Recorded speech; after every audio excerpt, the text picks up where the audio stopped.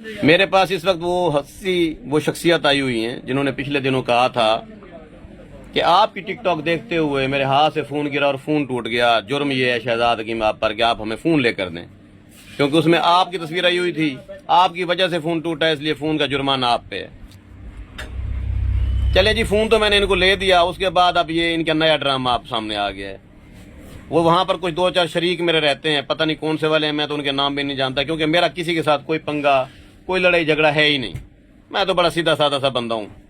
اب وہ کیا کہتے ہیں بھائی، وہ کہتے ہیں یا پھر حکیم سے رکھ یا پھر ہم سے رکھ، جس کو کوئی تکلیف ہے نا، جس کو مرچیں لگی ہوئی ہیں، آئے میرے سے ڈائریکٹ بات کرے، جس کی میں نے بکری چوری کی ہوئی آئے مجھ سے مانگ لے، اس کی بکری اس کا لیلا میں اس کو واپس کر دیتا ہوں۔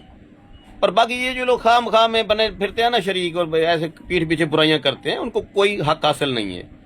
آپ بھی کریں، رفاہی کام کریں، فلاحی کام کریں، آپ لوگوں کی ہیلپ کریں۔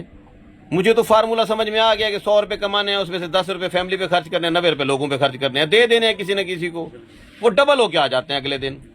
ابھی تھوڑی دیر پہلے ایک بندہ آیا ہوا تھا پٹھان، ادھر بارڈر سے ملنے کے لیے، کہتا ہے 4 ایمبولینسیں دے رہا ہوں آپ کو، میں نے کہا دے دے، کہتا ہے بہت جلد بھجوا رہا ہوں۔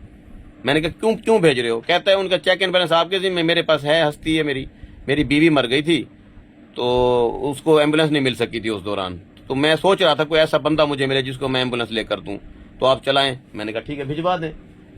میں نے ابھی 1 ایمبولینس لی ہے اپنے پیسوں سے، لوگ 4 دینے کے لیے تیار ہیں۔ اسی طرح سے یہ اللہ تعالیٰ کے کام جو ہیں، یہ رفائی کام، ان میں برکت ہوتی ہے۔ میرے تو دماغ میں کنسیپٹ آ گیا، آپ کے دماغ میں آئے نہ آئے وہ اور بات ہے۔ بھائی کا فون ٹوٹا، 1 فون لے کر دیا ہے، ابھی 700 شریک ان کو مطلب کوسنے پر تیار ہیں۔ ان کے شریکوں کو اگر فون چاہیے وہ بھی آئیں مجھ سے لے جائیں، کوئی ایسی بات نہیں، ان کو بھی لے دوں گا۔